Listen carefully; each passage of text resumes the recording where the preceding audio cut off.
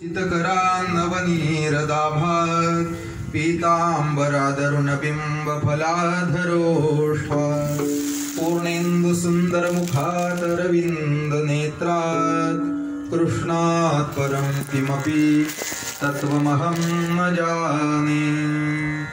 नवीनां हेमगौराङ्गीं प्रवरेन्दिवराम्बरां वृषभानुसुतां वन्दे कृष्णकान्ता शिरोमणिं।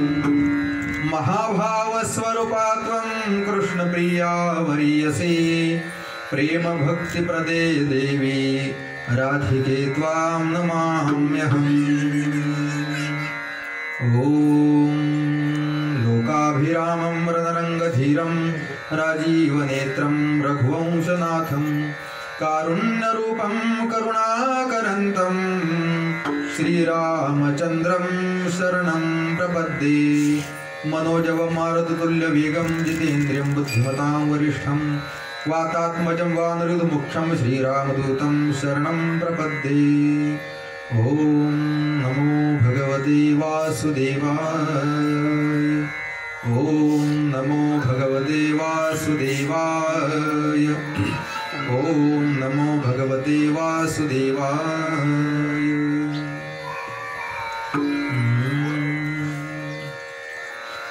सच्चिदानंद घन व्रजेंद्रनंदन श्यामसुंदर श्री कृष्णचंद्र परमात्मा अर्थात पंढरीश पांडुरंगाच्या परमकृपेनं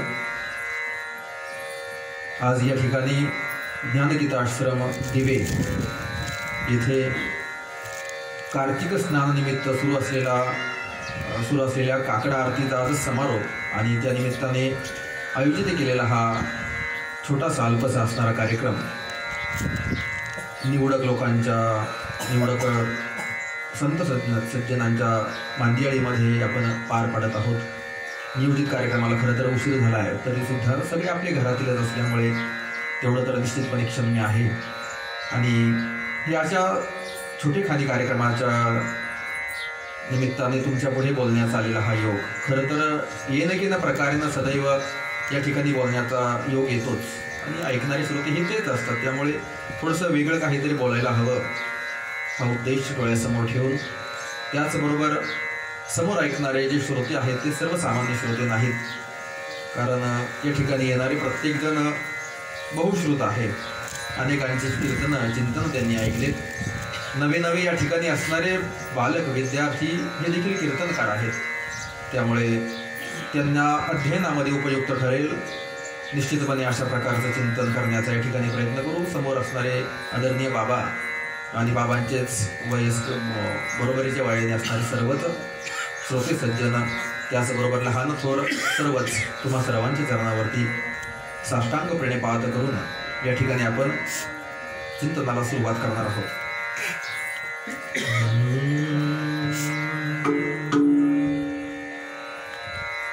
ओम नमो भगवते वासुदेवाय। चिंतनासाठी निवडलेला अभंग पैठणचे सुप्रसिद्ध असणारे साधू शांती ब्रह्म एकनाथ महाराज यांचा 4 चरणांचा आणि खेळ या प्रकारातील अभंग आहे। अनेकांनी हा अभंग यापूर्वी अनेकदा ऐकलेला असेल। खरं तर काल्याच्या निमित्ताने गोपाळांचे खेळ घ्यावेत, काल्याचे अभंग घ्यावेत किंवा गवळणी घ्याव्यात असा एक दंडक आहे। आणि या निमित्ताने खरं तर भगवंताने केलेल्या खेळांचं वर्णन ज्यांनी समर्पकपणे केलं असे असणारे संतश्रेष्ठ एकनाथ महाराज यांचा त्यांनी अनेक प्रकारचे खेळ सांगितले आहेत। आपण एक दिवस हा अभंग काकड्यामध्ये सुद्धा घेतलेला तुमच्या लक्षात असेल, गेले 4-5 दिवसापूर्वी घेतला होता। त्याच वेळेला मनामध्ये एक विचार आला की खेळांवरती थोडंसं आपण चिंतन करायला हवं, कारण ह्या अभंगांवरती जास्त कोणी कीर्तन करत नाही किंवा करत नाही असं म्हटलं तरी चालेल। कुणी आणि ऐकलं असेल तरी माझ्या श्रवणामध्ये नाही। भगवंताच्या कृपेने जशी बुद्धी देईल तसं बोलण्याचा या ठिकाणी प्रयत्न करणार आहोतच। करता करविता बोलवणारा भगवंत आहे आणि अभंग अतिशय सुंदर अशा प्रकारचा। अबक दुबक तिबक पोरा त्रिगुण खेळ मांडू, खेळे विटी दांडू पोरा खेळे विटी दांडू, सत्व विटी घेऊन हाती धीर धरी दांडू, भावबळे टोला मारी भिवू नको गांडू, प्रीतबळे खेळ खेळू लक्ष लावी दिसी, मूर्खापाशी युक्ती नाही उडून गेली उशी. वकट लेंड मुंड नाल पुढे आणले का, भाव बळे खेळ खेळे जनार्दन ऐका. अबक दुबक तिबक पोरा त्रिगुण खेळ मांडू, खेळ विटी दांडू पोरा खेळ विटी दांडू. सुंदर असं वर्णन विटी दांडू या खेळाचं या अभंगामध्ये केलेलं आहे. मी सुरुवातीला सांगून आलो 15-16 प्रकारचे खेळ सांगितलेले आहेत. त्यापैकी विटी दांडू या प्रकरणामध्ये असणारे 2-3 अभंगांपैकी हा प्रसिद्ध असणारा अभंग आपण चिंतनासाठी घेणार आहोत. अभंग ऐकलाय की थोडंसं श्रोत्यांच्या सर्वाला स्फुरण चढावं, काहीतरी वेगळं ऐकायला मिळणार आणि मला सुद्धा एक आनंद वाटतो की चला भगवंत काहीतरी चिंतन करून घेतोय. विटी दांडू हा खेळ आहे आणि एक मुद्दा अजून सांगू जातो. हा खरं तर काल्याचा प्रसंग आहे. काल्याच्या प्रसंगी अनेकांना वाटतं की भगवंताचं चरित्र उच्चारावं आणि तो एक नियम आहेच, पण त्या अनुषंगानेच भगवंताने केलेल्या खेळांमधीलच खेळ आपण चिंतनाला घेतलेला आहे. त्यामुळे आणि तुम्ही बरेचदा माझ्या मुखातून भगवंताची कथा श्रवण केलेली आहेच. अगदी तुमची पाठ झाली असं म्हटलं तरी वावगं ठरू नये, म्हणून थोडंसं वेगळं बोलण्याचा प्रयत्न. कारण तो तर पॅटर्न आहे. एकदा सुरुवात केली की 2 तास भगवंताचं चरित्र फक्त जन्मापर्यंत सांगायचं म्हटलं तरी वेळ जातो. आणि मागील आठवड्यामध्ये सुद्धा आम्ही असंच काल्याचं एक प्रवचन केलं होतं. त्याही वेळेला गीतांजलीने मला सांगितलं की तेच परत तू सांगत बसतोस, जरा थोडंसं वेगळं चिंतन करण्याचा प्रयत्न करायला हवा. आणि म्हणून हा अभंग घेतलाय. कदाचित तुम्हाला वाटेल की भगवंताचा जन्म घेतला नाही किंवा बाकीचे जे काय आहेत तो प्रसंग का घेतला नसेल, तर मी तो यथावकाश जसा वेळ मिळेल तसं सांगेल. फक्त गडबड करू नका. जर कार्यक्रम रंगला तर रंगू द्या. आपल्या शेदुल्या इथंच आहेत, त्यामुळे झाले की लगेच जेवायला बसूयात. आपण चिंतन करणार आहोत खेळ म्हणजे काय. खरं तर चिंतन करताना एक विशेष आनंद वाटतो किंवा एक वेगळे पण त्यातून जाणवतं की खेळ कशाला म्हणायचं. रोजच्या जीवनामध्ये प्रत्येक जण लहानपणी खेळ खेळलेला आहे. केवळ लहानपणीच आपण खेळ खेळतो असं नव्हे, आयुष्यभर हा खेळ चालूच असतो. आणि परमार्थामध्ये खेळाचं एक वेगळंच असं महत्व आहे. खेळ आणि परमार्थ या खरं तर 2 विभिन्न वाटणाऱ्या गोष्टी वाटतात. एखादा सहज बोलून जातो, भजनामध्ये असेल कीर्तनामध्ये असेल, जरा विक्षिप्तपणा केला की अरे काय खेळ चालवलाय. म्हणजे परमार्थामध्ये खेळ अपेक्षित नाही, पण खेळामध्ये मात्र परमार्थ अपेक्षित आहे.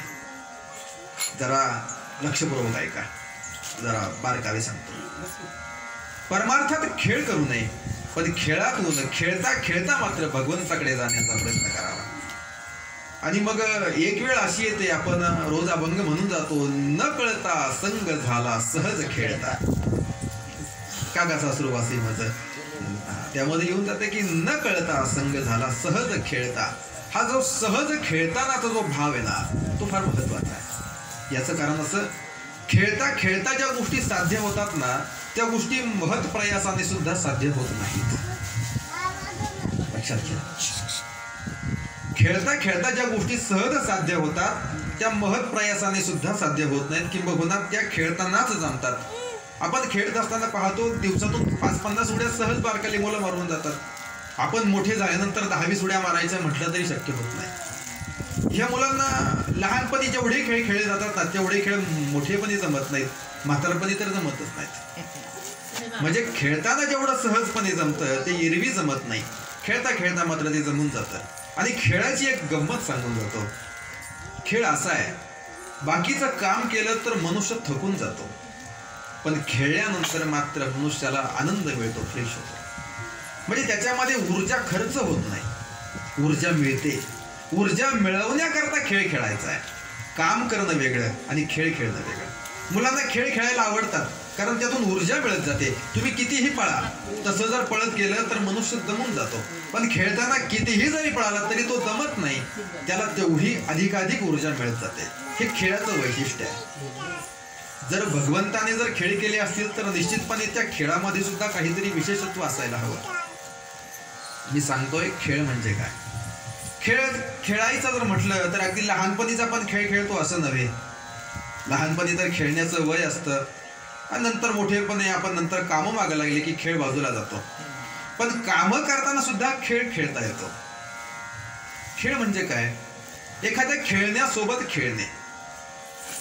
एखादं खेळणं असतं, त्याच्यासोबत खेळ खेळायचा. आता खेळ शब्द बऱ्याच वेळा येतोय, त्याच्यामुळे जरा लक्षपूर्वक ऐका. खेळण्याच्या सोबत खेळणं म्हणजे खेळ आहे. मग एकट्याला खेळता येतो का? एकट्याला खेळ खेळता येत नाही.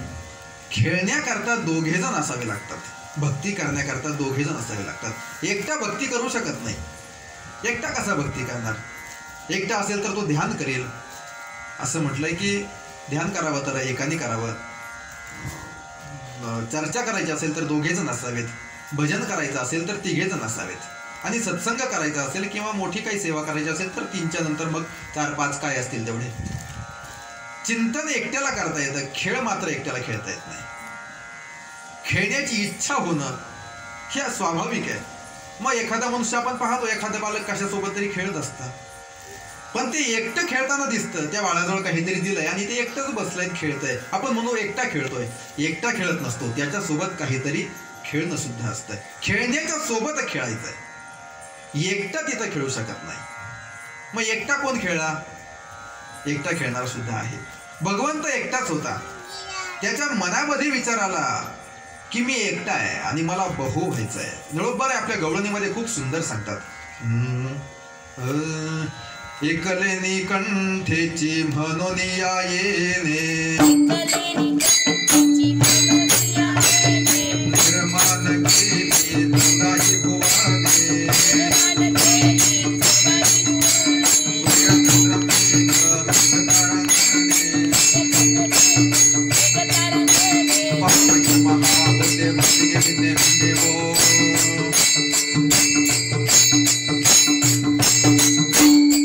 एकलिनी कंठेची म्हणून या येणे, निर्माण केली 14 भुवने. त्या एकट्याला एकोहम बहुश्यामः श्रुती माता जशी सांगते की एकटा होता, त्याला आजूबाजूला कोणीच नव्हतं. एकमेवा द्वितीय. त्याला एकटं म्हणणं सुद्धा एकी एकटेची असोनी एकला. निळोबारा सुंदर वर्णन करतात. एकी एकटेची असोनी एकला. 3 वेळा एक शब्द वापरला. एकी, एकी म्हणजे एकच. एकटा, एकी एकलाची असोनी एकटा. 3 वेळा म्हणायचं कारण काय? 3 वेळा म्हणण्याचं कारण असं, तो एकटाच आहे. एकमेव अद्वितीय म्हणजे एकटा. ज्याला दुसरा हा शब्द सुद्धा सहन होत नाही. दुसरा म्हणायला, त्याला पहिला म्हणायचं जर म्हटलं तर दुसऱ्याची अपेक्षा आहे.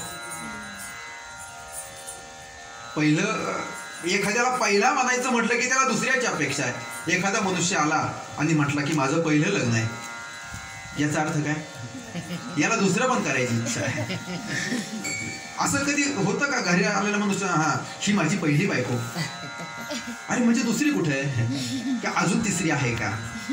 सांगण्याचा मुद्दा कसा? दुसरी असेल तर तिला पहिली म्हणावी, दुसरी नसेल तर तिला पहिली तरी कशी म्हणायची? पहिली जर म्हटली तर घोटाळा होईल. एक शिक्षक भेटले का विद्यार्थ्याला. विद्यार्थी मोठा झालेला, योग्य पदावरती कामधंदा करत होता. म्हटले, काय रे बाळा, कसं काय, बरं चाललंय का?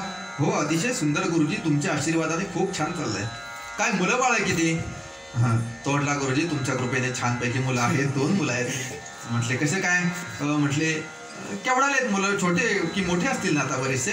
होतो तो म्हटला, बरोबर आहे. पहिलीला एक आहे आणि दुसरीला एक आहे.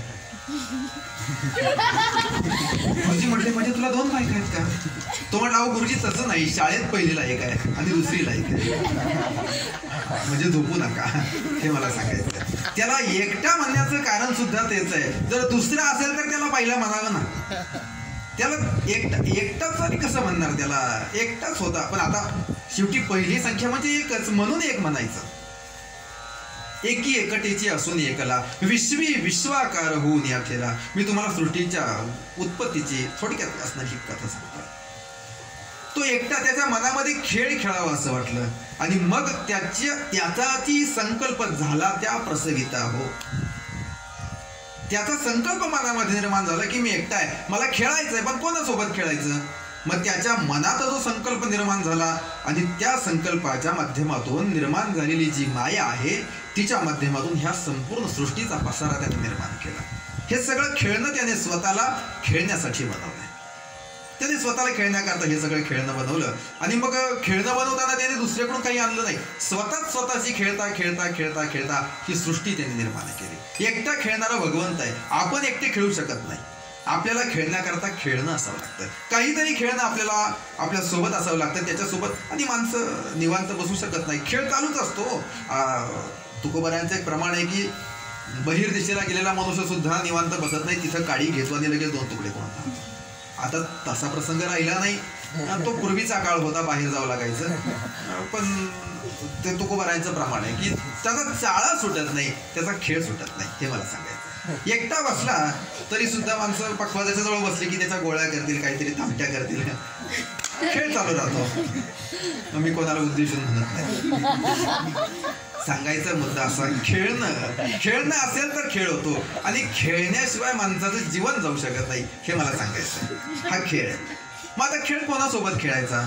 मी सांगितलं, खेळायचं असेल तर खेळण्यासोबत खेळायचा. मग समोर जर खेळणारा आपला खेळाडू असेल त्याच्यासोबत मग एकटा असेल. खेळ जर म्हणजे खेळणं जर नसेल तर कोणीतरी बिडू असावा लागतो आपल्यासोबत, आपल्या प्रतिस्पर्धी आपण ज्याला म्हणतो, किंवा आपण दोघेजण एकत्र येऊन खेळ खेळू शकतो असा दुसरा आपला खेळाडू कोणीतरी असावा लागतो. मग भगवंताने हे सगळं बनवलं, खेळ खेळायचं ठरवलं. आणि खेळाची एक गंमत आहे, आपण पाहतो जीवन जगताना खेळ महत्वाचा का असतो. जीवन जगताना खेळ महत्वाचा का असतो याचं कारण असं, आपण बऱ्याचदा शब्द ऐकतो की खेळ झाला, खेळ केला, किंवा जीवन हा खेळ आहे. पण मग खेळ खेळताना तो खेळ म्हणूनच खेळावा. लक्षपूर्वक आहे का? खेळ खेळताना तो खेळ म्हणूनच खेळावा. याचं असं, तो तेवढा मनावर घेऊ नये. खेळाची जरी गंमत असली पण जरा बारकाई नाही बरं का. खेळ खेळताना खेळ म्हणूनच खेळावा. जास्त जर अंगावर घेतलं तर जीव जातो, अंगावर घेऊ नये. नाहीतर मग एखादा डाव आपल्या बाजूनी पडतो, एखादा डाव दुसऱ्याच्या बाजूनी पडतो. मग त्याच्यावरती डाव आला तर आपल्याला काही वाटत नाही, पण आपल्यावर जर डाव आला तर मग मात्र माणूस घाबरतो, आता काय करू. आणि असं जर झालं तर माणसं घाबरतात. जीवनामध्ये असं घडतं, बरेच खेळ आपल्या अंगलट येतात, आपल्यावरती राज्य येतो, आणि तो राज्य जर सहन नाही झाला, तो जर आपल्याला नाही निभावता आला तर त्याला वाटतं आता खेळ सोडून जावं की काय. आणि खेळ सोडून जाणारी माणसं जगामध्ये नाहीत असं नाही, आत्महत्या करणारी सुद्धा माणसं आहेत, जीवनाचा खेळ सोडून जाणारी माणसं. म्हणून जीवन जगताना सुद्धा हा नियम महत्वाचा आहे. जीवनाचा खेळ खेळताना तो खेळ म्हणूनच खेळावा, तो तेवढा सिरियस मनावर घेऊ नये, हे महत्वाचं. आणि हे खेळाचे एक अजून थोडंसं पुढं चिंतन सांगतो. खेळणं आणि खेळाडू ह्या 3 गोष्टी आहेत. मगाशी मी सांगितलं, एकटा खेळत असेल तो खेळण्यासोबत खेळत असतो. पण ही त्रिपुटी सांगितलेली आहे, जसं कर्ता, कर्म आणि ती करण्याची क्रिया, किंवा जी त्रिपुटी ज्ञाता, ज्ञेय, ज्ञान अशी त्रिपुटी सांगितली जाते. द्रष्टा, दृश्य, दर्शन अशी त्रिपुटी सांगितली जाते. तसं खेळणारा, खेळणं आणि खेळण्याची क्रिया अशा 3 गोष्टी खेळामध्ये अनुष्ठित येतात. एखादा मनुष्य खेळत असेल, तो खेळणारा म्हणजे तो खेळाडू आहे, तो ज्याच्यासोबत खेळतोय ते खेळणं आहे. आणि त्या दोघांचं जी क्रिया चालली त्याला खेळ असं म्हणायचं. खेळ, खेळाडू आणि खेळणं ह्या 3 प्रकारच्या गोष्टी आहेत. आणि ह्या खेळातून एक महत्वाची गोष्ट मी तुम्हाला आता सांगून गेलो, जी भगवंताने श्रीमद भगवद्गीतेमध्ये जो फार मोठा उपदेश केला आहे, तो उपदेश या खेळामधून आपल्याला सहजपणे मिळतो. मगाशी मी एक वाक्य बोलून गेलो, जे खेळताना सहज होतं ते एरवी बळजबरीने सुद्धा होत नाही. भगवंताचं एक महत्वाचं वाक्य आहे श्रीमद भगवद्गीतेमध्ये, कर्मण्येवाधिकारस्ते मा फलेषु कदाचन. तुझा कर्म करण्याचा अधिकार आहे, तू त्या फळाची अपेक्षा ठेवू नकोस. आणि खेळ खेळताना आपण असंच खेळतो ना. खेळ खेळताना आपण अगदी मनापासून खेळ खेळायचा. जिंकणं किंवा हरणं आपल्या हातामध्ये नसतं. आपण आपल्या परीने चांगला खेळ करायचा, कुठे कसर ठेवायची नाही. आणि मग नंतर जिंकणं, तुम्ही कदाचित असं सुद्धा होतं की तुम्ही अगदी जीवाच्या आकांताने खेळता, मनापासून खेळता, पण तरी सुद्धा हरून जाता. मग त्या हरण्याला तेवढं काय महत्व राहत नाही. खेळात ना ही गोष्ट महत्वाची. तुम्ही खेळाडूपणे पराजय स्वीकारायला हवा. नेहमी कानावरती पडणारं वाक्य, आम्ही आमचा पराजय स्वीकारतो, खेळाडूपणे आम्ही स्वीकारतो. खेळाडूपणे याचा अर्थ असा, तुमचा पराभव झाला असेल पण तुम्ही मात्र अगदी मोकळ्या मनाने तो स्वीकारलाय. आणि हे खेळ शिकवतो. कान्होबा खेळ जाऊ जाऊ नको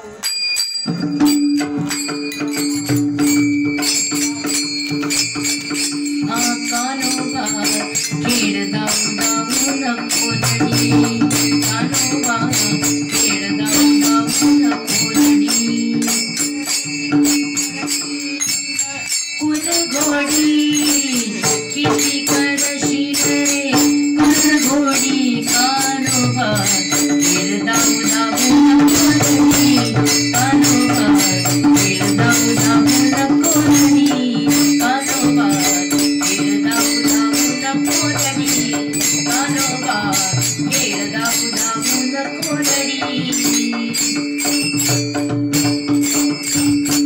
अतिशय सुंदर आणि समर्पक प्रमाण जुने माणसं असावे लागतात ते यासाठी. कान्होबा खेळ डाव जाऊ नको रडी. सुंदर उपदेश केलाय. तू रडी जाऊ नकोस. तर खरं तर कान्होबाने म्हटलेलं आहे, पण आता गोपाळांचा जेवढा अधिकारी कान्होबालाही म्हणायचं आहे आमच्या सोबत खेळतोस ना तू रडी. आपण अभंग घेतला होता गडी गेले रडी, आठवत असेल तुम्हाला. या ठिकाणी कीर्तन केलं होतं गडी गेले रडी कान्हो नेदीच होतो. आता पुढचं मला जास्त आठवत नाही. तुकोबारायांचा अभंग होता. खेडिया प्रकारातलाच खेळण्यातच असणारा अभंग आहे.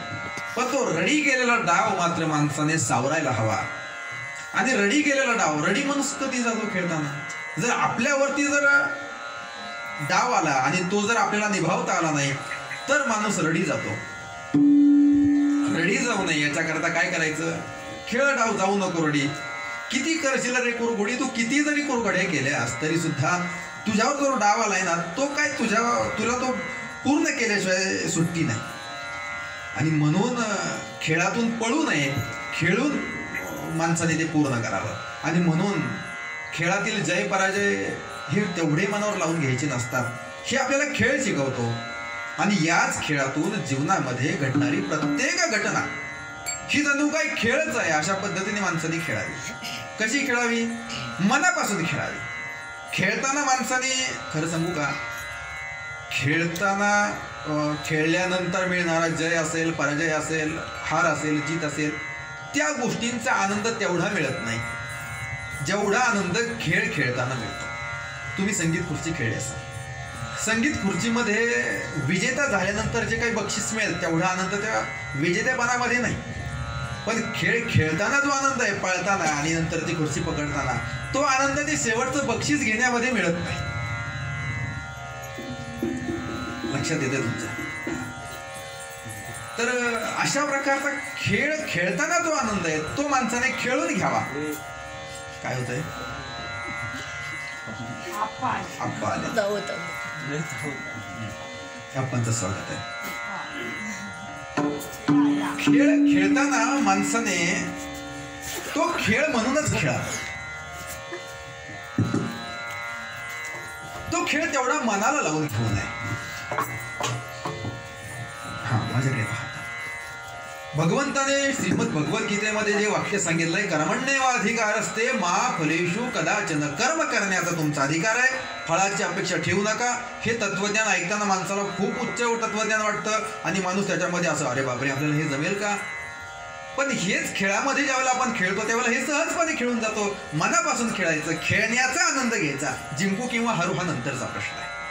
त्याच्यामध्ये तुम्ही अडकून त्या जिंकू आणि जिंकण्यासाठी म्हणून खेळायचं नाही. मग तो खेळातील आनंद निघून जाईल. जिंकण्यातला आनंद वेगळा आहे आणि खेळण्यातला आनंद वेगळा आहे.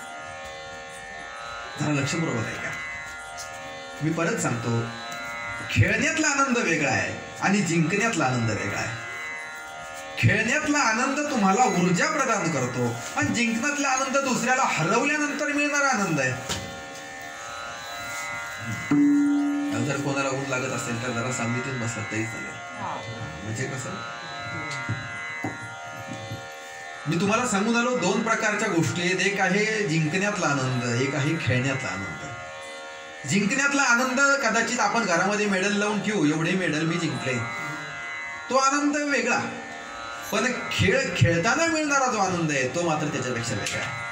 आणि म्हणून खेळ खेळताना तो खेळ म्हणूनच खेळावा आणि त्याच्यामध्ये जिंकण्याचा हरण्याचा विचार करूनही इथपर्यंत आपण आलो होतो. कर्मण्येवाधिकारस्ते मा फलेषु कदाचन. मग आता कोण कोण खेळ आपण सुरुवातीला पाहून आलो. भगवंत खेळले आणि भगवंताच्या खेळातून काय झालं? ह्या सृष्टीची उत्पत्ती झाली. मग कोण कोण खेळतं? सगळेजण खेळ खेळतात. मी सांगितलं बालपण, तरुणपण, म्हातारपण प्रत्येक वयामध्ये खेळ आहेत. प्रत्येक वयामध्ये असणारे खेळ.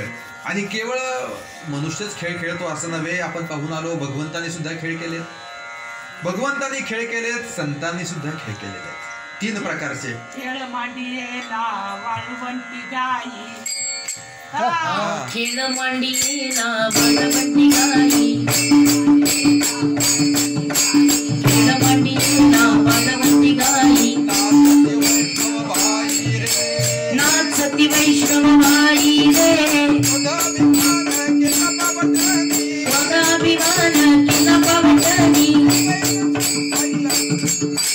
एक एक पायी एक एक लागतील पायी रे, एक एक लागतील पायी रे.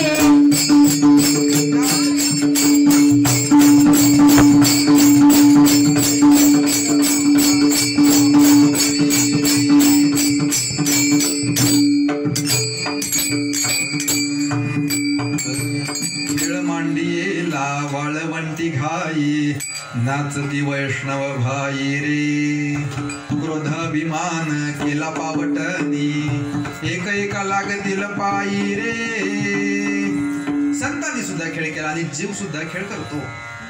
देवाने खेळ केला, सृष्टीची उत्पत्ती केली आणि हा खेळ अनादी कालापासून चालत आलाय. अगदी मी सांगितलं खेळ तेव्हापासून, सृष्टीची उत्पत्ती ही खेळातूनच झाली. तो एकटा खेळू लागला आणि म्हणून त्याच्यातून सृष्टी तयार झाली. त्या सृष्टीमध्ये भगवंताचे असणारे लाडके भक्त त्यांनी सुद्धा खेळ केला. भगवंतांनी तर खेळ केलेलाच एक तुम्हाला एक छोटासा खेळ सांगून जातो. भगवंतांनी कोणते खेळ केले? भगवंतांनी खेळ केले नाहीत, भगवंत अजूनही खेळ करतोय. आपल्यासोबत भगवंत खेळतोय, पण आपल्याला मात्र लक्षात येत नाही.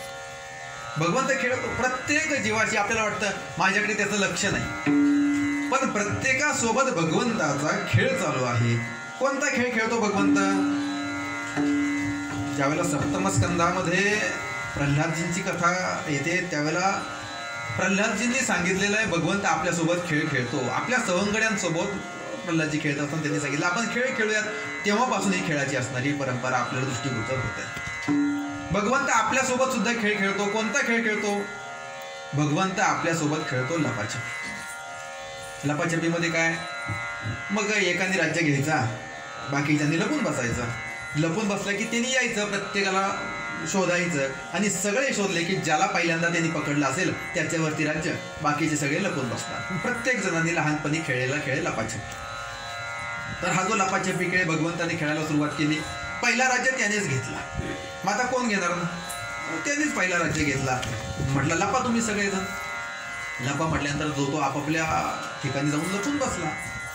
कुठे कुठे लपला? अनेक ठिकाणं प्रत्येकाने आपापल्या पद्धतीने ते प्रत्येकाने ठिकाणं शोधले. प्रत्येकामध्ये जो तो लपून बसला. भगवंताने सगळ्यांना शोधलं. कुठे लपले होते सगळेजण? 184 योनींमध्ये तो जीवात्मा जाऊन लपला. कोणत्या ना कोणत्या योनीमध्ये त्याला वाटलं इथे मला काय भगवंत ओळखणार नाही. लपाछपी खेळताना कुणी असं पाहिलं असेल अंगावरती कुणी पांघरून घेऊन बसतं म्हणजे ओळखू येऊ नये म्हणून. कुणीतरी असं भिंतीलाच खेळून उभं राहतं, त्याला वाटावं भिंत दिसतेय, कुणी माणूस नाही. प्रत्येकाचे मला ओळखू नये किंवा जरी दोघं तिघं जण एकत्र असले की असे डोके घालून बसतात. किंवा असंही आम्ही पूर्वी करायचो की 2-3 मित्र असतील सारखी एकमेकांचे शर्ट बदलून ठेवायचे, म्हणजे मग ते दुसऱ्याला ते तो म्हणून त्यांनी पकडलं की तो राज्य मग येत नाही. असं म्हणजे त्याची फसवणूक करण्याकरता कपडे बदलायचे, कुठेतरी लपायचं, कशाचं तरी सोंग घ्यायचं. मग प्रत्येकाने काय केलं? कोणी कोणत्या योनीमध्ये बैल असेल, कोणी घोडा असेल, कोणी काय, कोणी त्या योनीमध्ये गेला. त्या ठिकाणी त्याला वाटलं मला काय भगवंत पाहणार नाही. पण भगवंताने काय केलं? प्रत्येकाला त्याच्या कर्मानुसार शोधूनच काढलं. तू कुठे गेलास ना, मी तुला शोधून काढ. भगवंताने प्रत्येकाला शोधलं आणि प्रत्येकाला शोधल्यानंतर मग सांगितलं आता तुझी बारी, आता मी लपणार. भगवंत लपून बसले. पण भगवंत अशा ठिकाणी लपून बसले की कोणाला सापडत नाही. ज्या दिवशी तुम्ही लपलेला भगवंताला शोधून काढाल त्या दिवशी तुमचा जीवपणाचा डाव संपला.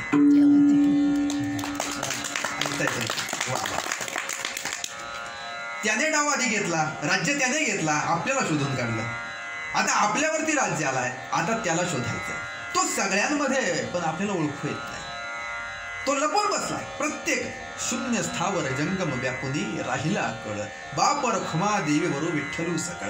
प्रत्येक चराचरामध्ये तो व्यापून राहिलाय. आता हे म्हणणं बरोबर आहे, इकडे सगळे पोरं लपून बसलेत, पण कोण कुठं बसलंय माहितीये का? पाहिल्यानंतर तुमचं राज्य जाईल. तुम्ही म्हणता यांच्यामध्ये लपले, ज्या दिवशी तुम्हाला तो सापडेल तुमचा राज्य संपला. आपल्यावरती राज्य आलाय, सगळे राज्य घेऊनच आपण आलोय. मी खेळ सांगतोय, हा जीवाचा खेळ आहे. संतांनी सुद्धा खेळ केला, संतांनी त्याला ओळखलं आणि मग संतांनी विचार केला, आता सगळेजण आपण सुटलोय, आपल्यावरचा राज्य गेलाय, मग आता काय करू? छानपैकी त्यांनी मग वाळवंटामध्ये खेळ 2 ठिकाणी खेळला गेला. काला जिथे झाला, जिथे काला होतो तिथे आधी खेळ होतोच.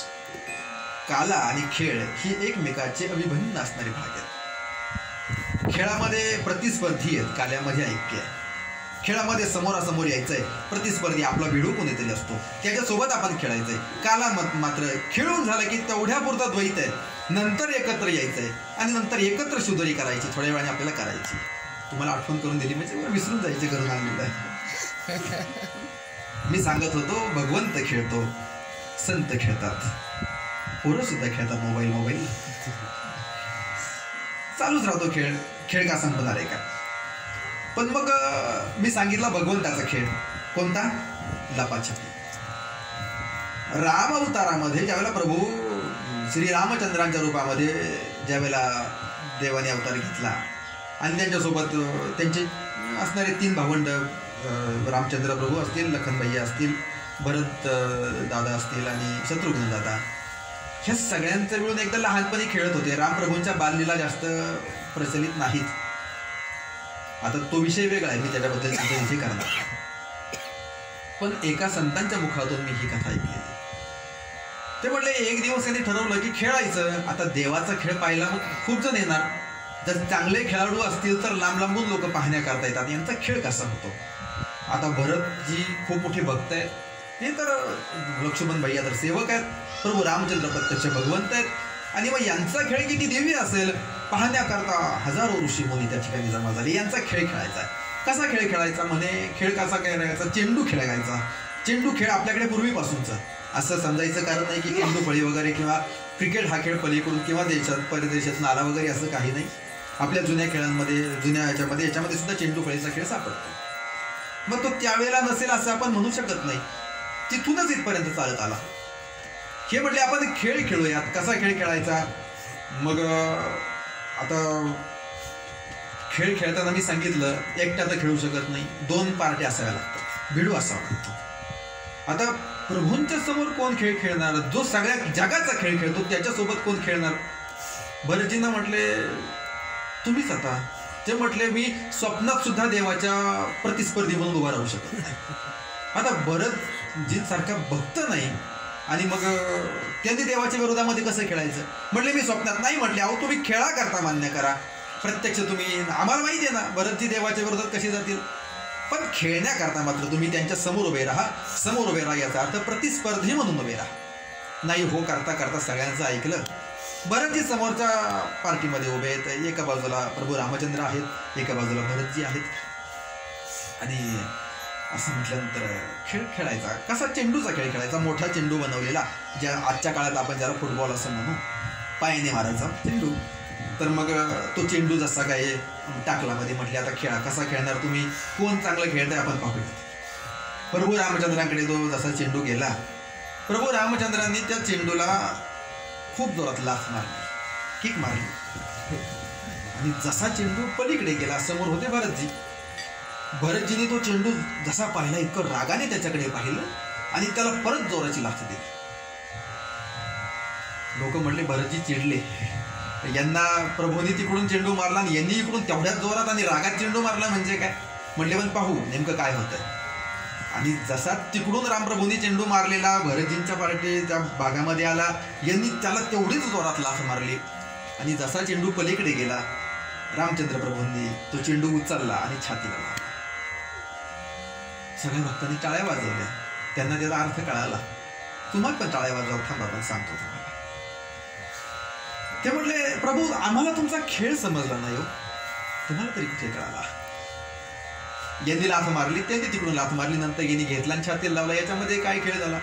म्हटले ही तर खरी गंमत आहे. प्रभू रामचंद्रांना विचारलं, तुम्ही का हो त्याला चेंडूला लाथ का मारली? म्हटले खेळ खेळायचा म्हणून लाथ मारली. तुम्ही सांगितलं खेळ खेळा, लाथ मारली. भरतजींना विचारलं, मग तुम्ही रागावले होते का? त्या चेंडूला तुम्ही सुद्धा लाथ मारली, याचं कारण काय? भरतजींनी उत्तर दिलं, अरे ज्याला देवाने झिडकारलं त्याला मी तरी कशाला जवळ करू. ऐकताय ना? म्हटले बर, तुमचं म्हणणं आम्हाला पटलं, तुमच्या रागाचं कारण आम्हाला कळालं, तुमचा खेळ आम्हाला कळाला. पण मग परत प्रभूंना विचारलं, प्रभू मग ते भरतजींचं बरोबर आहे, मग त्यांनी लाथाळलेला चेंडू तुम्ही घेतला आणि छातीला लावला. ते म्हटले, माझ्या भक्ताने, माझ्या संतांनी ज्याला माझ्याकडे पाठवलं तो तेवढ्याच तोडीचा असणार आहे. भक्ताने माझ्याकडे त्या चेंडूला पाठवलंय, निश्चितपणे मी त्याचा अवहेर कसा करू? त्याला मी लाथ मारणार नाही. पहिल्यांदा मी त्याला लाथ मारली असेल, पण आता मात्र तो मला इतका प्रिय झालाय, मी त्याला छातीला लावला, तो माझ्या हृदयात थांबलाय. हा खेळ आहे भगवंताचा. आणि हा खेळ खेळता खेळता भगवंत जसे खेळले, भगवंताचा खेळ मी तुम्हाला सांगितला, संतांचा खेळ आपण पाहिला. संतांनी काय केलं, मग एकमेकांना सगळ्यांना ओळखलं, एकमेकांमध्ये असणारा भगवंत ओळखला. आणि मग सुंदर असा काला, मुद्दा मगाशी मी सांगितला, पहिला काला झाला यमुनेच्या किनारी आणि दुसरा काला झाला चंद्रभागेच्या किनारी. भगवंताने खेळ केला. आपण काल्याबद्दल सांगतो की भगवंताने काला केला, संतांनी सुद्धा काला केला. भगवंताने काला कुठे केला? यमुना नदीच्या किनारी केला. आणि संतांनी काला केला तो चंद्रभागेच्या किनारी केला. वाळवंटामध्ये तुका म्हणे, वाळवंट बरवे नीट उत्तम. ज्या ठिकाणी वाळवंट असेल तेथेच काला करता येतो, आणि जेथे काला केला जातो त्याच्या आधी खेळ केला जातो. आपण खेळाचं चिंतन करत आहोत. तर मग संतांचा खेळ पाहिला. आता या खेळाबद्दल मी एक गंमत सांगू जातो की पहिल्यांदा मी एक वाक्य बोलून गेलो, खेळ खेळताना तो खेळ म्हणूनच खेळावा. ते खेळाचा फायदा काय होतो की माणूस खेळण्याचा जो परिणाम असेल त्याच्याकडे लक्ष न देता खेळामध्ये मनुष्य तेवढा आनंद घेतो, तो आनंद त्याला मिळून जातो. शेवट कोणी पाहिलाय हो? भक्ती करून, भजन करून भगवंताची प्राप्ती होईल आणि नंतर आपण त्याच्याशी ऐक्य पाहू, हा विषय तर ठीकच आहे. पण प्रत्यक्ष भजन करताना मिळणारा जो आनंद आहे तो सुद्धा तेवढ्याच तोडीचा आहे. तो सुद्धा आनंद, मी भक्त तू देव ऐसे करी, दावी रूप गोपिका रमणा ठेवते चरणावरी माथा, ते द्वैत त्या ठिकाणी निर्माण. ऐक्य झाल्यानंतर तो आनंद नाही, नको ब्रह्मज्ञान म्हणून तो कोबारा देखील मागतात. मला ते नकोय, मला तुझ्याशी खेळ खेळायचा आहे. आणि हा खेळ खेळत असताना मी तुम्हाला सांगितलं, ह्या जीवनाचा जो खेळ आहे, मनुष्य जीवन म्हणजे खेळ आहे. लहानपणामध्ये मनुष्य छोट्या खेळांशी खेळतो, मोठा झाला की मग असं एक नियम असा आहे की लहान पोरांना खेळायला गाडी आवडते. आता त्या छोट्या गाड्या निघाल्यात, पूर्वी बैलगाड्या बनवायचे, पण खेळायचे गाड्यांसोबतच खेळायचे. मुलं गाडीसोबत खेळतात आणि मुली भाऊली बरोबर खेळतात. तुमचं निरीक्षण असेल, आपण त्यातूनच आलोय, आपण काही वेगळी नाही. आणि मग थोडंसं मोठं झालं की गंमत काय होते, गाडीसोबत खेळणारा पोरगा आणि बाहुलीसोबत खेळणारी मुलगी मोठे होतात. मग मुलीला गाडीवालाच नवरा पाहिजे असतो आणि पोराला भाऊलीसारखी बायको पाहिजे असते. हा खेळच आहे, स्वरूप बदललं ना. शेवटी बाहुली गेली का कुठे दूर आहेच, गाडी पण दूर गेली नाही. म्हणजे खेळ माणसाचा आयुष्यभर चालू राहतो. आणि आयुष्यभरच चालू असलेला हा जो खेळ आहे, ह्या खेळाचे काही नियम असतात. प्रत्येक खेळाचे काहीतरी नियम आहेत. हा खेळ अमुक पद्धतीने खेळायला हवा. आता खेळ म्हणजे काय, एखादी विशिष्ट गोष्ट दोघांनी समसमान पद्धतीने करणे आणि त्यातून जो विजेता होईल तो विजेता. मग त्यांच्यामध्ये एकच गोष्ट दोघांनी करायची, त्याच्यामध्ये जो वरचढ असेल त्याला विजेता असं घोषित केलं जातं. चाललाय पोरांचा खेळ, चालू द्या, इकडे लक्ष द्या.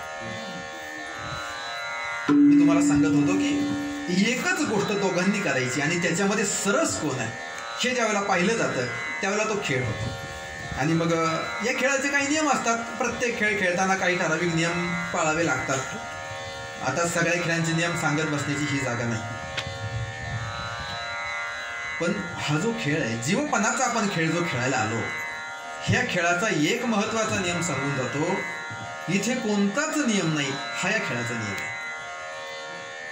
ऐकताय ना? कोणताच नियम इथे लागू पडत नाही. आणि अशा पद्धतीचा असणारा हा खेळ आहे. नियमच नाही तर त्याला तो पहिलाच नियम असा आहे की याला नियमच नाही. कसा कुठे घडेल सांगता येत नाही. मागही घडलेली एखादी घटना पुढे परत घडेलच असं मात्र नाही. ती परत परत साधली जात नाही. आणि मग तसं खेळ का बरं होत नाही त्याचं कारण असं, इथे तुम्हाला दृष्टांत सांगू देतो, तुम्हाला जरा समजायला कठीण जाईल की एक नियम करावा तर दुसरा वेगळाच घडतो. ती गोष्ट परत घडत नाही. नियम नाही हाच इथला नियम आहे. जरा लक्षपूर्वक ऐका, जरा शब्दांचा खेळ आहे, खेळच चाललाय सगळा. नियम नसणे हाच खेळाचा नियम आहे. एक जावाई बापू सासूरवाडीला चालले होते. पूर्वी अरे जरा त्यांच्या आया कुठे असतील का त्यांचाही खेळ चाललाय बघा तरी. हा, तर खेळ नसणे हा खेळाचा नियम आहे. ते नियम नसणे हा खेळाचा नियम आहे. एक नियम लागू पडत नाही. एक जावाई बापू आपल्या सासूरवाडीला चालले होते. जुना काळ होता, त्या काळामध्ये जवळचं अंतर असेल तर पायी जायचे. आता गाड्यांची व्यवस्था झाली, पण पूर्वी मात्र पायी जायचे. निघाले, मग घरच्यांनी सांगितलं बाबा रे व्यवस्थित जा, सावधगिरीने जा, कारण एकटा जायचं आहे आणि रस्त्यामध्ये वन्यप्राणी असतात. कुणी एकटा पाहून थोडासा सावध पद्धतीने जा. एकटा माणूस असेल तर चालताना सावध चालतो, अगदी बेसावध चालत नाही. मग त्यांनी काय केलं, तो निघाला. पण मग आता जाताना सावध सांगितलं होतं ना, तसं मागे पुढे मागे पुढे.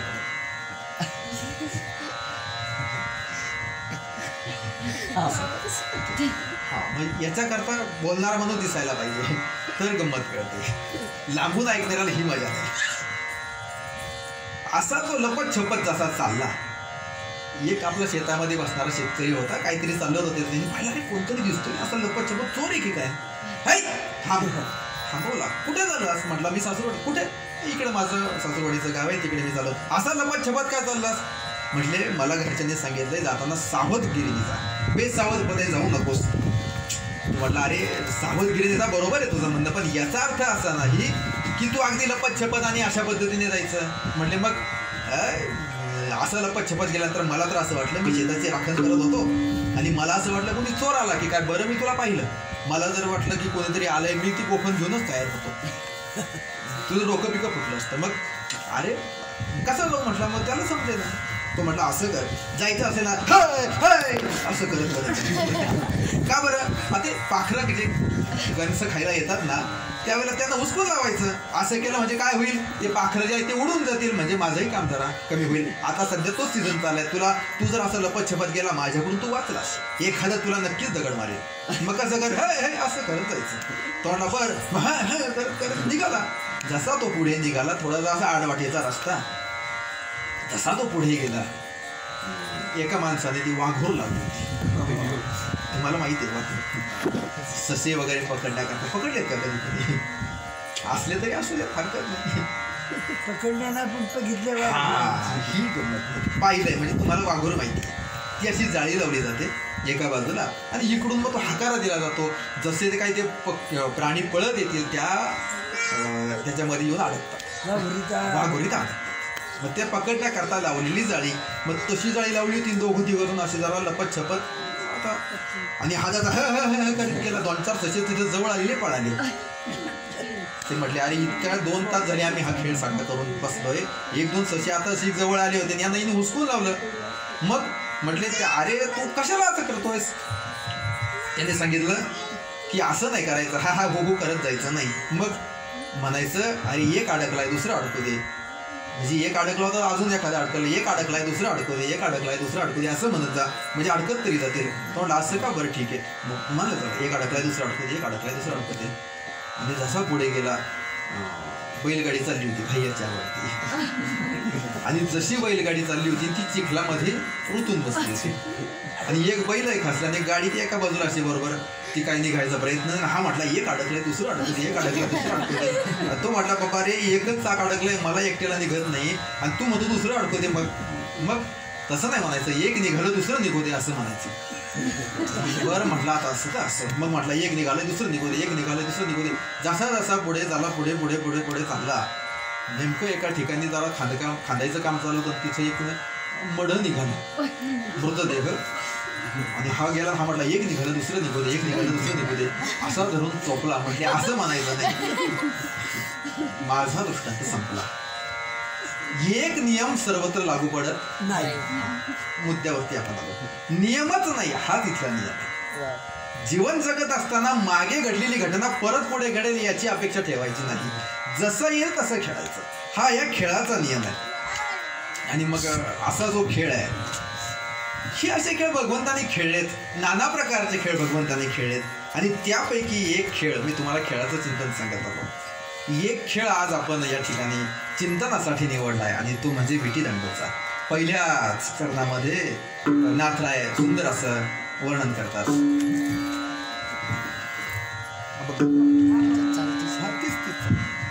भक्तू भक्ती पोरा त्रिगुण खेळ मांडू, भक्तू भक्ती पोरा त्रिगुण खेळ मांडू.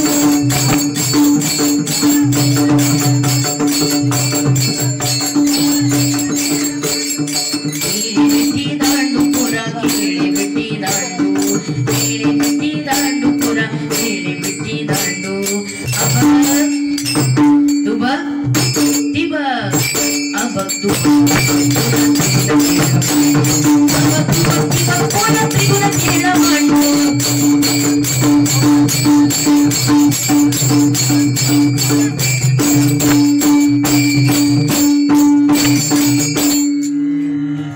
अबक दुबक तिबक पोरा त्रिगुण खेळ मांडू, खेळ विटी दांडू पोरा, खेळ विटी दांडू. नाथराय सांगतात की अबक दुबक तिबक ह्या प्रकारचा खेळ आपल्याला मांडायचा आहे. त्रिगुण खेळ मांडू, त्रिगुणांचा खेळ आपण मांडलेला आहे. खरं तर ह्या त्रिगुणांच्या माध्यमातून सत्व, रज आणि तम याच्या माध्यमातून भगवंताने खेळ केला, आणि जीव सुद्धा तसाच खेळ खेळतो. आपण लक्षात घ्या, मी मुद्दा सांगून आलो. खेळ खेळण्यासाठी दोघं जण असावे लागतात, एक आपला प्रतिस्पर्धी असावा लागतो, एकट्याला खेळ जमत नाही. हा आपला पहिला मुद्दा पहिल्याच आपण सांगून आलो. मग आपल्या समोरचा खेळाडू कोण आहे सध्या? प्रत्यक्ष भगवंत. मग त्याच्यासोबत आपण खेळ खेळतो. पहिला खेळ त्याने खेळला. त्याने काय केलं? अबक दुबक तिबक ह्या विटी दांडू खेळातील असणारी ह्या संज्ञा. सगळेजण विटी दांडू लहानपणी खेळत, आपण सगळे खेड्यात राहणारी माणसं. विटी असते, एक मोठा दांडू असतो, आणि ती विटी अशी त्या दांडूने उडवायची आणि नंतर तिला टोला टाकायचा. हा विटी दांडूचा खेळ आहे. त्याच्यामध्ये अनेक प्रकार पडतात, वेगवेगळ्या पद्धतीने तो खेळ खेळला जातो. मग तो कसा खेळायचा? लगेच काही विटी आपल्याला कोणी फेकत नाही. मग कसं करायचं? ते एक असा खड्डा केला जातो, त्याला काय म्हणतात तुमच्याकडे? गल. हा, गल. मग त्या गलीवरती ती अशी विटी ठेवली जाते, आणि त्या दांडूने अशी कोलवायची, आणि समोरचा जो असतो ना, तर तो ती झेलण्याचा प्रयत्न करतो. ते झेलण्याबद्दल मी तुम्हाला नंतर सांगेल.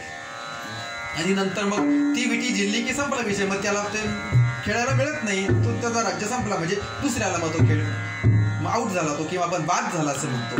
आणि मग ते जर खाली पडली तर मग मात्र त्याने ती फेकायची, आणि फेकल्यानंतर तो दांडू तिथे असा ठेवला जातो, आणि ती विटी गेली त्या दांडूला लागली की मग तो बाद झाला. आणि जर नाहीच लागली, या दोन्हीमधून तो वाचला की नंतर मग त्याने ती विटी पळवायची असते. मग त्यावेळेला 3 टोले असतात. आता मुलींना माहिती का नाही मला माहिती नाही, पण मुलांना माहिती असेल. ते विटी दांडूचे खेळाडू तात्या कुठे गेले? तात्या झोपले. तात्यांनी भरपूर विटी दांडू खेळलाय, मला त्यांनी सांगितलं होतं. आज नेमके तात्याच ऐकायला नाही, असू दे, झोपले. खेळ चाललाय. तर तो पहिला टोला असतो ना, त्याला अबक म्हणतात.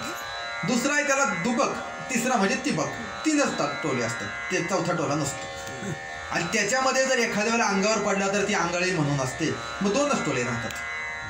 तुमच्याकडे आहे का नाही मला माहित नाही, असतं ते. आणि समजा जर खूप साईडला एका बाजूला विटी गेली असेल, मग ती विटी तिकडून घेऊन अशी कानाने टाकायची असते, त्याला कानाडी असं म्हणतात. मग त्याच्यामध्ये 1 टोला जातो, त्याच्यामध्ये 1 टोला कमी होतो, 2च टोले राहतात. बरोबर? काय म्हणतात तुमच्याकडे?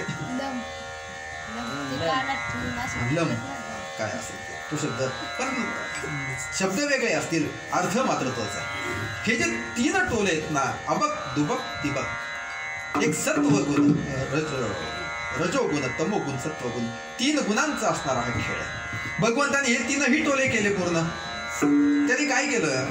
सत्वगुणांपासून मनुष्याला बनवलं. खरं मग सृष्टीची उत्पत्ती केली. मी तुम्हाला सांगून जातो यापैकी अंतकरण चतुष्टय जे आहे आपलं, म्हणजे मन, चित्त, बुद्धी आणि अहंकार, हे आपलं अंतकरण चतुष्टय जे आहे ते सत्वगुणांपासून बनवलेलं आहे.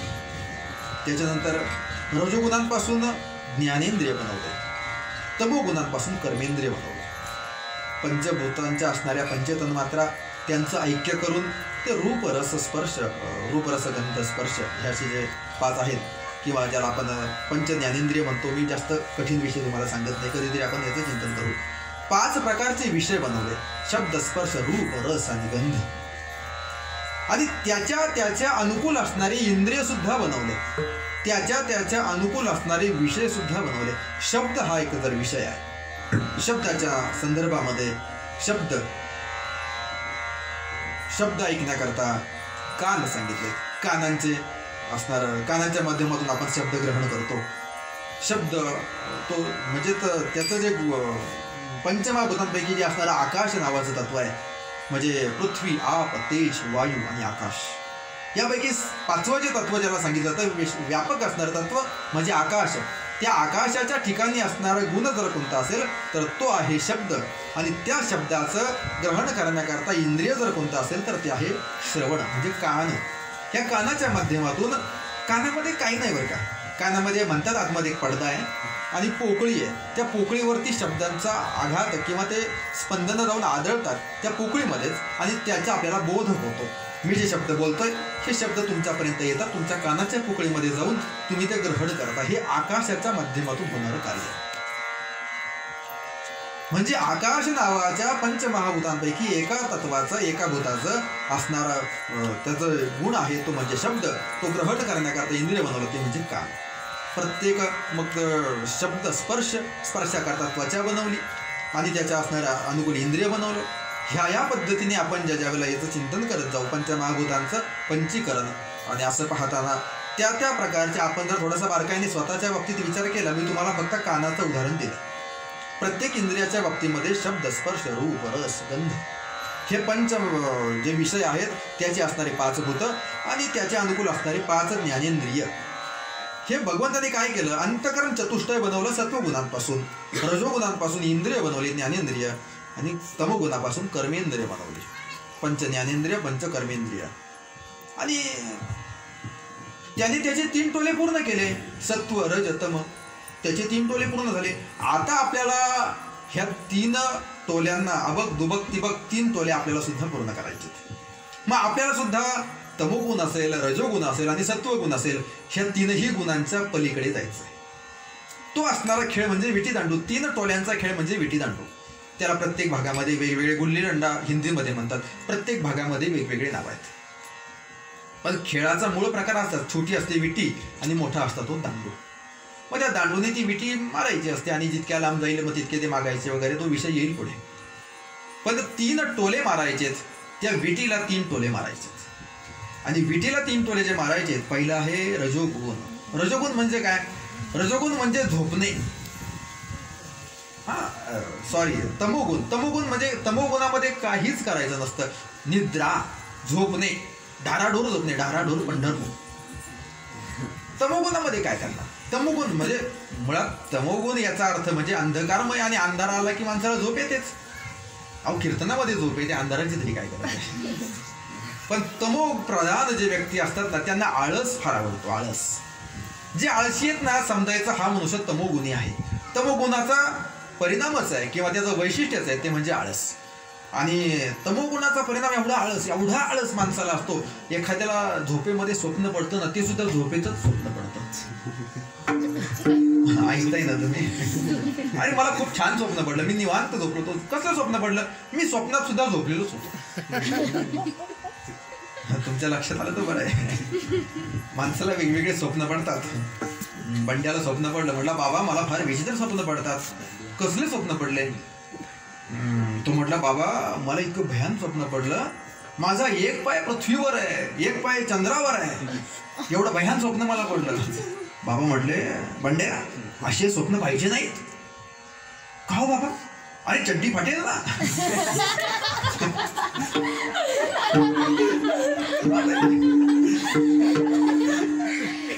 म्हणजे विनोद समजला म्हणजे झोपा जातील हे मला सांगायचंय. मग तमोगुणाचा प्रभाव वाढायला नको.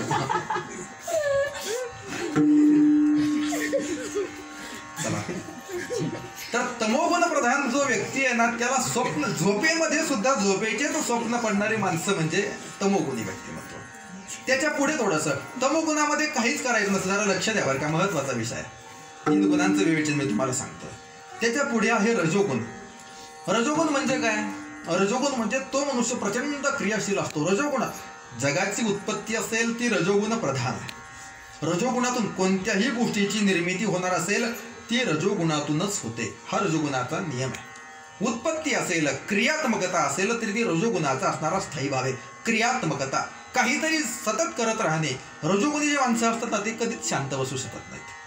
सतत काही ना काही चालू असणं हे रजोगुणाचं वैशिष्ट्य आहे. शांत झोपून राहणं हे सत्वगुणाचं आहे. रजोगुणाचं काय? रजोगुणामध्ये सतत सतत क्रियाशील. त्या माणसाला झोपत येत नाही. काही माणसं अशी असतात 24 तासांपैकी 4 तासच झोपतात आणि बाकीचे 20 तास अव्याहतपणे काम करत असतात. ते रजोगुणाने प्रधान असणारी माणसं. काही जण 4 तासच जागे राहतात आणि 20 तास झोपतात. ते तमोगुण प्रधान माणसं. पण हे दोनही गुण जे आहेत ना हे एकमेकांशिवाय अधुरे आहेत. आपण सकाळी काकड्यामध्ये अभंग म्हणतो, आंधळे आणि पांगळे. हा, त्याचा संबंध येथे येतो बरं का. कसा काय? आता खरं तर काकड्याबद्दल चिंतन सांगायचं म्हटलं, काकड्याचं अभंगाचं तसं जर विवेचन करत गेलं तर खूप सुंदर आहे की सगळे देवाकडे गेले, देव झोपलेले, मग त्यांना उठवण्याचा प्रयत्न केलेला आणि मग नंतर त्या अभंगात ती सगळी रचनाच तशा प्रकारची आहे. तुम्ही जर पाहिलं असेल तर मग ते कोण कोण आलं, कसं कसं आलं, मग त्याच्यामध्ये आंधळे पांगळे हा एक विषय येतो. एखाद्याला वाटेल आंधळे पांगळे कशा करता आले व मध्येच. आंधळे पांगळे म्हणजे रजोगुण आणि तमोगुणाचं प्रतीक आहे. एखाद्या जंगलामध्ये आग लागली, त्या जंगलामध्ये 2 माणसं आहेत. कशी गेले देवाला माहिती, पण तिथं आग लागली, त्यांना पळायचंय. आता आगीपासून वाचायला हवं. त्यापैकी एक आहे आंधळा आणि एक आहे लांगडा. आता लांगड्याला जाता येईल का? त्याला दिसतंय आग लागलीये पण तो पळू शकत नाही, आणि ज्याला पळता येतं त्याला दिसत नाही. रजोगुण जो आहे ना तर तो लंगडा आहे. त्याला दिसतंय सगळं, करण्याची खूप इच्छा. काकड्याला यावं वाटतं पण उठूशीच वाटत नाही. एकाला विचारलं, बाबा का नाही आला? वर्ग होतं बारक्या, त्याला म्हटलं, बाबा अरे का नाही आला? तो कथेचं सांगतो का काकड्याचं नाही. म्हटलं, बाळा तू तर रोज येत होतास आणि मग आज आला नाही, काल आला नाहीस, काल कथेला दिसला नाहीस. तो म्हटलं आजी बरोबर मी येत होतो. आजी म्हटली आज लई कंटाळा आला. हा जो कंटाळा आहे हा तमोगुणाचा प्रतीक आहे. तर तो जो लंगडा आहे त्याला कळतं, सगळं कळतं. तमोगुणी प्रधान माणसाला सगळं कळतं. आपण काकड्याला जायला पाहिजे, कीर्तनाला जायला पाहिजे, अमुक एक गोष्ट आपण करायला हवी हे त्याला सगळं कळतं. त्याला दृष्टी आहे. तमोगुणी प्रधान माणसाला दृष्टी आहे पण करण्याची क्रियात्मकता मात्र नाही. तो आग लागलेला पाहू शकतो पण पळायचं कसं? पायच नाहीत ना नीट. याच्या पुढचा दुसरा जो रजोगुण प्रधान आहे तो आहे आंधळा. आंधळ्याला काय? त्याला दिसत नाही काही, नुसतं पळायचं पण पळणार कुठे? दिशा नाही. कारण पाय त्याचे भक्कम आहेत, कुठेही पळायला सांगा, पळायला मी तयार आहे. पण पळण्याकरता जी दिशा मिळायला हवी, ती दिशा मिळण्याकरता जे डोळे असायला हवेत ते डोळे मात्र त्याच्याकडे नाही. तो आंधळा आहे. लक्षात घ्या, तमोगुणी प्रधान असणारा लंगडा आणि रजोगुणी प्रधान असणारा आंधळा. मग आता जर तमोगुणी प्रधान माणसाने पळण्याचा प्रयत्न केला, त्या लांगड्याला विचारायला पळतात, त्याला दिसतंय की आपल्या जवळ आग आली पण पळायचं कसं? पळू शकत नाही. एक वेळ रजोगुणी मनुष्य पळू शकेल पण जोपर्यंत त्याला दिशा मिळत नाही तोपर्यंत त्याचं पळणं व्यर्थ आहे. पळत पळत जाईल, मग कदाचित तो आगीच्या दिशेने पळेल की एखाद्या नदीच्या दिशेने पळेल त्यालाही कळणार नाही. मग याच्यावरती पर्याय काय? याच्यावरती एकच पर्याय आहे, ज्याचे पाय चांगले आहेत त्याने, ज्याचे डोळे चांगले आहेत त्याला खांद्यावर उचलून घ्यावं. मग काय केलं? त्या आंधळ्याने पांगळ्याला खांद्यावर बसवलं आणि पांगळ्याला खांद्यावर बसून जसा तो सांगेल तसा हा चालायला लागला आणि मग मात्र त्यांना रस्ता सापडला. यांनी सांगायचं, हे बघ इकडे जाऊ नको, सरळ चल, आणि पुढे गेला की परत डावीकडे वळ, उजवीकडे चल. असं करता करता ते बरोबर योग्य दिशेला पोहोचले. ज्या वेळेस दोघे जण एका वेळेला निघतील, हा तर काहीच करू शकत नाही. तमोगुणी मनुष्य काही करू शकत नाही. रजोगुण त्याच्या संगतीला यावा लागतो. एकदा तो क्रियाशील झाला की हा त्याला दिशा देईल. तमोगुणी माणसाला सगळं समजतं बरं का, सगळं समजतं. कदाचित रजोगुणी माणसाला जेवढं कळणार नाही ना त्याच्यापेक्षा चांगलं प्रवचन तमोगुणी माणूस देईल, पण करण्याच्या बाबतीमध्ये मात्र शून्य आहे. कारण तो तमोगुणी मनुष्य आहे. रजोगुण ज्याला एवढं पळतो त्याला कळतच नाही आपण काय करावं, तो नुसताच पळत राहतो. काय करावं हेच त्याला कळत नाही. किती जरी पळालं, परंतु मला सांगा, तुम्ही गाडी चालवली असेल, गाडी किती जोरात पळवली म्हणजे मागचं चाक पुढे येतं येईल का? कदाचित उलटी झाली तर पुढे येईल, पण पुढचं तोपर्यंत माग आलेला असेल. एक आपल्याकडे म्हण आहे, किती चाला भराभर तरी 2 पाय बराबर.